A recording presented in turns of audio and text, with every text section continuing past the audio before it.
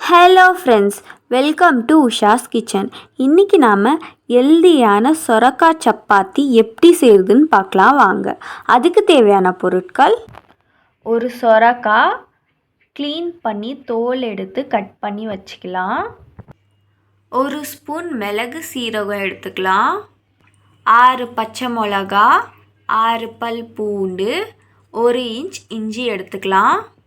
தேவையான அளவு கோதுமை மாவு எடுத்துக்கலாம். முதல்ல நாம் சொரக்காய், பச்சை மிளகா, இஞ்சி, பூண்டு, மிளகு, சீரகம் எல்லாத்தையும் அரைச்சி எடுத்துக்கலாம். 1 கப் கோதுமை மாவு எடுத்துக்கலாம். அரைச்சி எடுத்த சொரக்காயில் தேவைக்கேற்ப உப்பு சேர்த்துக்கலாம். அரைச்சி எடுத்த சொரக்காயில் மாவு சேர்த்து நல்லா பிசைஞ்சு விட்டுக்கலாம்.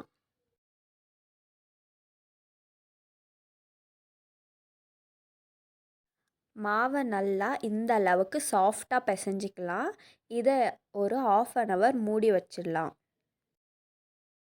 இந்த சொரக்காய் சப்பாத்திக்கு நாம் தக்காளி சட்னி செய்ய போகிறோம். 2 தக்காளி நல்லா நறுக்கி எடுத்துக்கலாம். 1 வெங்காயம் நறுக்கி எடுத்துக்கலாம். 8 பல் பூண்டு, 8 பச்சை மிளகாய் எடுத்துக்கலாம். 1 ஸ்பூன் உளுத்தப்பருப்பு, 1 ஸ்பூன் கடலைப்பருப்பு எடுத்துக்கலாம். 1/2 ஸ்பூன் சீரகம், 2 கொத்து கருவேப்பிலை எடுத்துக்கலாம். அடுத்து தாளிக்கிறதுக்காக 2 ஸ்பூன் எண்ணெயை சேர்த்துக்கலாம். எண்ணெய் காஞ்சதும் கடலைப்பருப்பு, உளுத்தப்பருப்பு சேர்த்துக்கலாம். கடலைப்பருப்பு, உளுத்தப்பருப்பு வதங்கந்தும் கருவேப்பிலை, வெங்காயம் சேர்த்து வதக்கிக்கலாம். அது கூட பச்சை மிளகாவும் பூண்டும் சேர்த்துக்கலாம்.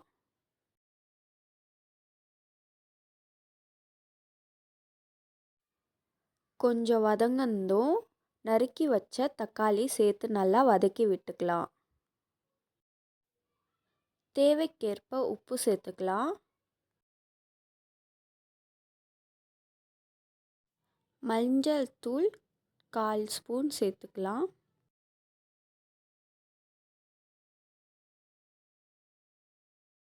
இப்போ இதை நல்லா வதங்கிடுச்சு.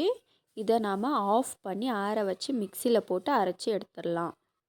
அவ்வளோதான், ரொம்ப ஈஸியாக தக்காளி சட்னி ரெடி ஆகிடுச்சு. இதை நம்ம சப்பாத்தியோடு சேர்த்து சாப்பிடும் போது ரொம்பவே நல்லாயிருக்கும். மூடி வச்ச சப்பாத்தி மாவை உண்டை பிடிச்சி தேய்ச்சி எடுத்துக்கலாம்.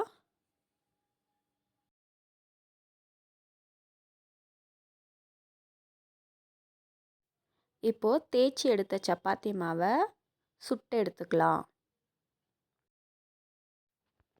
2 பக்கமும் நல்லா எண்ணெய் சேர்த்து சுட்டு எடுத்துக்கலாம்.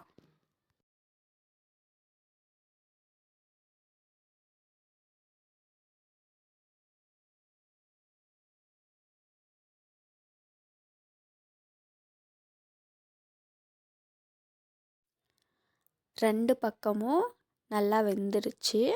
இப்போ நாம் இதை எடுத்துடலாம்.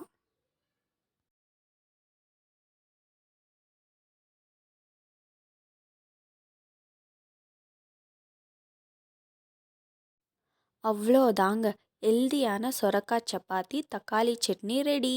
இந்த வீடியோ உங்களுக்கு பிடிச்சிருந்தா லைக் பண்ணுங்கள், ஷேர் பண்ணுங்கள், கமெண்ட் பண்ணுங்கள். மறக்காமல் உஷாஸ் கிச்சன் சேனலை சப்ஸ்கிரைப் பண்ணிக்கோங்க. தேங்க்யூ ஃபார் வாட்சிங்.